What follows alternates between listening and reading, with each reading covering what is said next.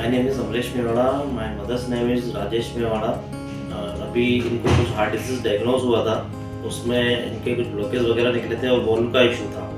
तो हमने कंसल्ट किया था प्राइमरी लेवल पे कोटा में, और we come to know that she has a problem in the wall. तो फिर हमने उनको इटर्नल हॉस्पिटल में, हमारे एक रिलेटिव हैं उनके थ्रू हम यहाँ पे आए हैं। यहाँ पर कुछ बेसिक इनके प्राइमरी टेस्ट वगैरह हुए थे, तो फाइनली उसमें निकल के आया था कि इनके वॉल में कुछ इशू है और साथ में ब्लॉकेज भी है।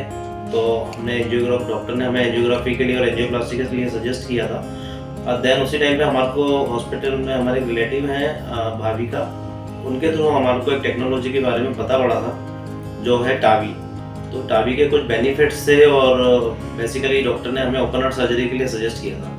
पर जब हमने कंपेयर किया तो टावी में कुछ बेनिफिट्स थे, जैसे कि उसमें वेंटिलेटर्स की ज़रूरत नहीं पड़ती है, ऑपरेशन की जो सर्जरी है वो मिनिमाइज रहती है, काफ़ी 1.5 से 2 घंटे की सर्जरी रहती है, और आफ्टर टावी जो है पेशेंट की रिकवरी काफ़ी फास्ट होती है। तो कुछ ऐसे बेनिफिट्स थे जो हमारे को लगा कि हमारे को टावी पे जाना चाहिए। तो फिर डॉक्टर प्रशांत हैं यहाँ पे, जो प्रशांत द्विवेदी सर, उनसे हमारी काउंसलिंग हुई। उन्होंने हमारे को काफ़ी ब्रीफ किया इसके बारे में और इंश्योर किया कि मतलब पेशेंट की जो रिकवरी है वो भी काफ़ी फास्ट है।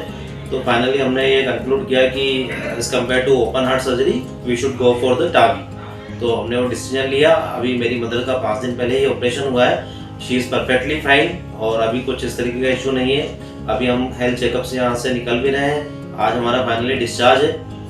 तो we want to thanks to the internal hospital and the Prashant sir and his complete team.